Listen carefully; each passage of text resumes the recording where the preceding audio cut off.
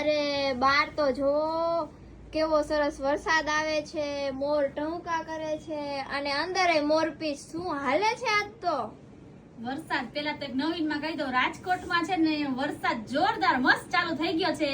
તો વરસાદી માહોલ હતો તો આપણને એમ થઈ ગયું કે આ મોરપીંછ વાળા લોટી નાળિયેર આપણે આજે કસ્ટમરને બતાવવા છે. બરાબર, જો આ નજીકથી બતાવું.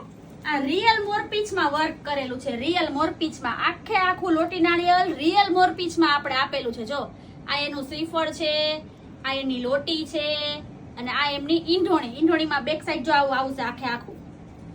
આ આખું લોટી નાળિયેર રિયલ મોરપીંછમાં આપણે બનાવ્યું છે.